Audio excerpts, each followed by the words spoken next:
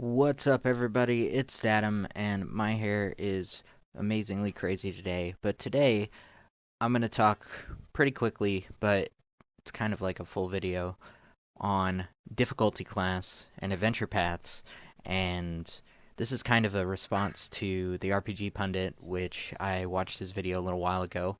And yeah, it's a response mostly to that. So if you want to stay with day-to-day RPG content, make sure that you're liking, subscribing, and sharing this video out to other people. And anybody that also watches RPG Pundit might be interested in this discussion, so that would be pretty cool. So, um, Pundit was talking about adventure paths today, and he calls them like training wheels and uses a lot of inflammatory language to describe people that use adventure paths. And I don't know, I used adventure paths when I first started playing.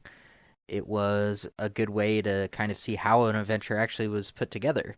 It, I think it's kind of easy for somebody like Pundit and like people that are game designers to think, well, why would anybody do this? Well, it's because they're not they're not you. They don't have the time or the expertise to put their own adventures together.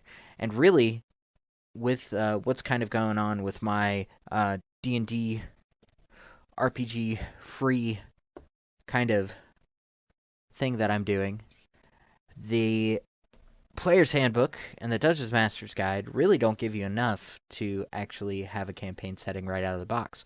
So they're kind of tying you into buying the Sword Coast Adventures Guide or the Eberron campaign setting or the Tolderai campaign setting. You really don't have anywhere to start from when it comes to adventuring. I mean, you could do the old school thing of where it's like, here's the town you're in and that's it, and then you're going to kind of crawl out from there, basically hex crawl.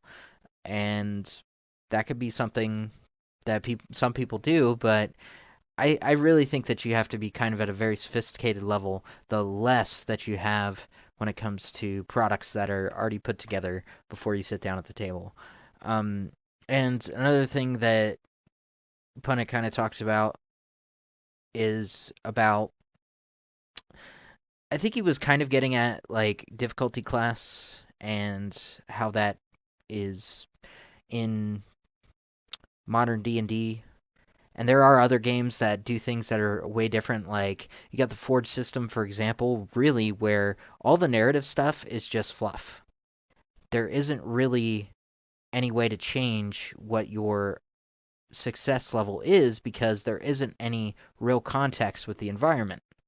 The only thing that there could be is that there could be clocks that are set up and that you do have multiple things that you have to do, multiple successes to get, and that could be adjusted by something that somebody else would do, like NPCs or something. Maybe the clock would go back some or forward, but really the core of that mechanic is it's hard to change. Now, with something like modern Dungeons and Dragons, you have difficulty class, but really it's just a number, and there could be as much fiat in that as you want there to be. Now, there is this idea that I think Pundit was throwing around about true role playing, but really, what he's putting forward as true role playing, I think, still is. Could be just as bad as following some of these story games when we're talking about the mechanics part. I'll get back to talking about adventure paths because I think that's a little bit different. With difficulty class, really, if it has to do with kind of a complex social interaction, that really like the context and the history that you have either with that group or that person or whatever level of analysis is proper for thinking about that thing, that's going to set your difficulty class.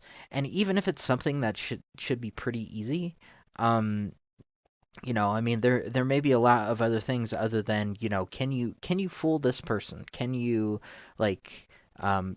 persuade this person? Because it's like you might fool them, you might persuade them, and use their passive number as, succeed or fail on that.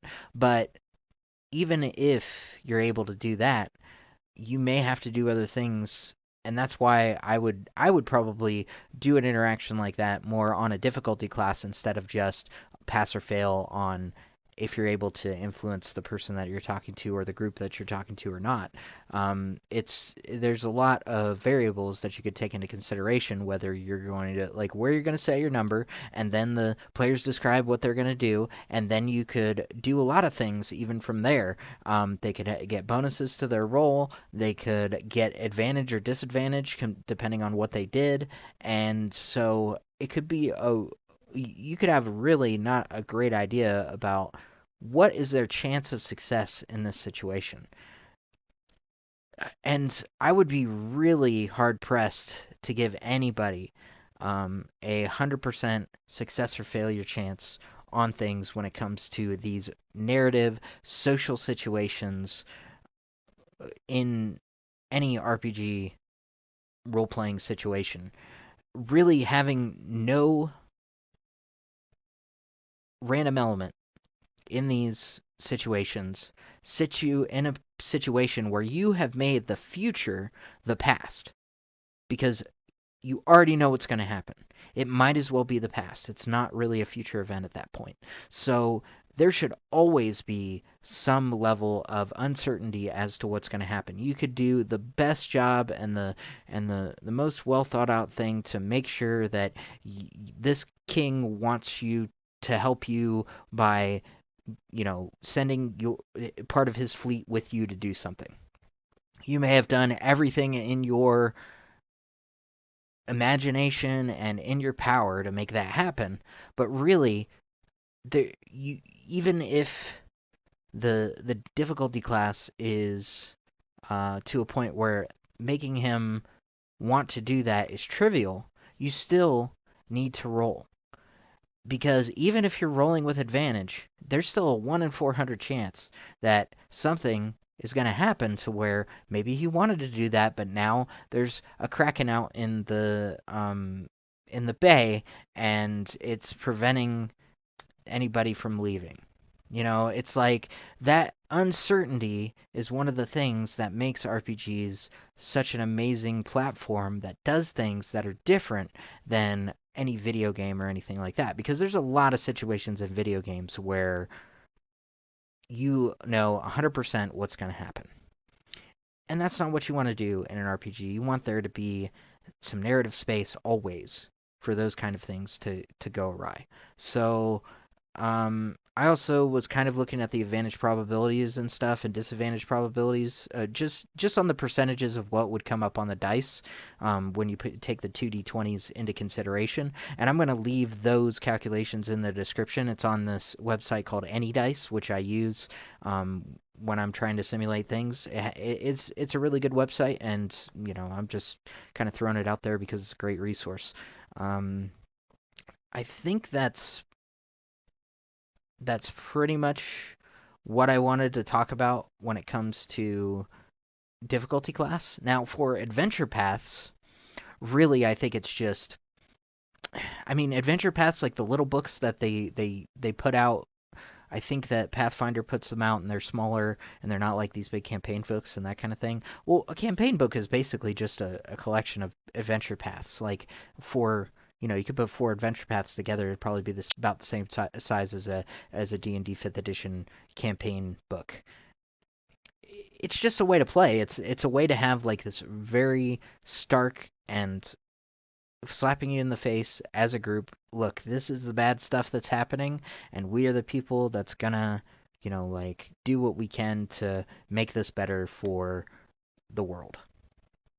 And some of the books aren't like that. Some of the books are like, well, I'm in the Underdark, so we're kind of together and we're gonna help each other get out of here and you know see what we can get up to in the Underdark, or we're trapped in Barovia, and so we got to figure out a way to get out. Those are all like different things, and I guess the ones I didn't talk about are like Horde of the Dragon Queen. That's just like big, existential threat. This is the dragon stuff that's happening, and it's scary, and we want to figure out what we can do to prepare for that and that kind of thing. And then you have the Which one am I thinking? I mean, like, there's Tomb of Annihilation. That's like you're on a journey to a new place, and there's this crazy stuff that's happening, and you get involved with that. It's really, and well, I mean, then you got like the Tales of the Honoring Portal stuff, and those books, and those are event or what I'm sorry, location based adventures. I mean, if you're not somehow at that location, you're not going to have that adventure. Or if you don't, work that into your narrative or whatever, these are really they're tools for people that aren't ready to do all that stuff by themselves, or they don't have the time, or they don't have the want to invest all of that, um, creative space when all they can do is plunk some money down on the table and they can have an opportunity for that experience. So, why not? I mean, it's not like playing Adventure Pass keeps you from doing anything that you would consider, or that at least RPG Pundit would consider, deeper roleplay. It's just, I really think it's kind of like you have to get stepped into these things sometimes. And I know that sometimes if that's the only thing that you ever do, that yeah, maybe you missed an opportunity, but really it's kind of like that's kind of like the situation where the what do you call it, the environment set up you to like actually work a lot harder on trying to have some fun with people um than if you wouldn't have had the option for like an adventure path or a campaign book or something like that. Really, there's no reason to not play through an adventure path book, and then once you run out of that material, then you can start thinking about new campaign, what would you do, where would you set it, and that kind of thing. And maybe you get a campaign book at that point, and there are a lot of things that are outlined for you, or you start your own thing. Well, with the 5e free initiative that I'm doing, I'm hoping that that will get it to where you don't have to choose. You can have a campaign setting that you could use right out of the box and just start playing 5th edition D&D open and more interesting than what an adventure path can provide. So I think that I've covered all the topics. It's been a pretty good video. I'm feeling better today, and I'm hoping to get the Dwarven clans going very soon. Be the next segment of the 5e free initiative. So this has been Daily Datum, and I will see you tomorrow.